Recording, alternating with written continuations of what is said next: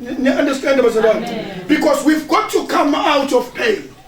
We've got to come out of poverty.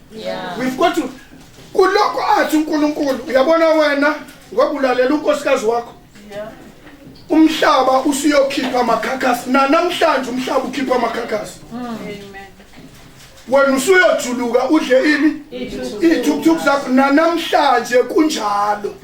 You want to change that, you are wasting your time. You understand? Amen. So ingcebo yabo yaphela. I just wanted you to see ukuthi uNkulunkulu can help you. Kuthe after 400 years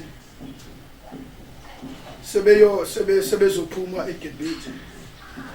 Uthi uNkulunkulu okay siyaphuma manje hambani. Nanti into engicelayo. Hambani niyongena kuwo wonke amakhosikazi aseGibhithe nicele izitsha, ikolite, isiliva. Nicele yonke into enidingayo. Uthi uNkulunkulu he gave them favor. You understand? Amen. That's the beginning of miracles. But they had to go. Akazange ayibambe lento ayifuna uhlele bona. They had to go. Bakhulume nabantu. Sesiyahamba for 3 days. Siyopheka lapha yani ngoba lokuze wathi uNkulunkulu akathi sihamba for 3 days phela. Bahamba for 3 days. Baphuma becebile umzalwane uStefane uthi they came out with substance. Okay, let me just look at you, sis. When you come out of this situation, you will come out with substance. Amen. The first one, uNkulunkulu will always give you imbewu. Yeah.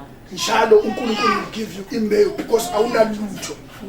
It's up to you how you use imbewu akunikeze yona. Amen. Sometimes you kwenza iphutha njengayo uIsrael. Okwathi uMoses esentabeni. Wasala uAaron nabantu. Bathi abantu where is this fellow wathi uAaron usentabeni. But akasabuyi lo muntu 40 days ehambile. Bathatha the very substance uNkulunkulu abanikeze yona. Bayigcoba bakha ithole bathandazela.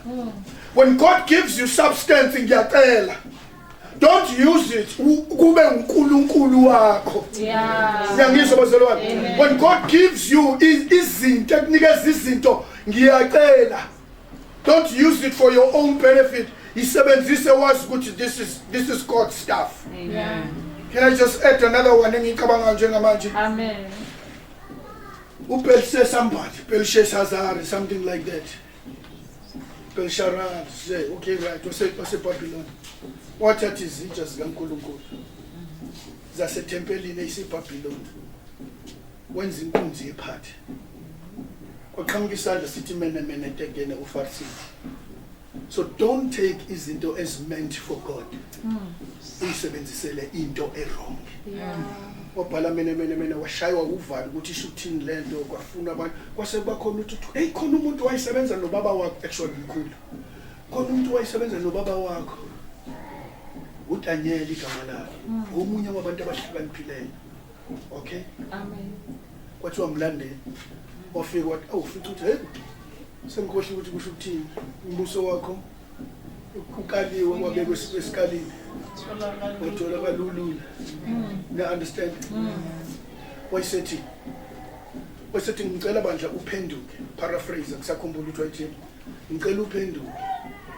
Ungabisanginika leli golide. Nemkeke ukuthi uzonginikeza yona. Ovele wamnika. Wayithatha uJoseph. Esikhundleni sobaphenduka kangaphenduka. The very same night. He died. Umbuso wathathwa esandleni sakhe. You understand? Amen. So isicelo sami is that when God gives you imbewu ekuqaleni, because imbewu yokuqala is always from God. Amen. Right? Amen. So when he gives you iphathe kahle, nawe uyiphathe kahle, uzoyibona ikhula.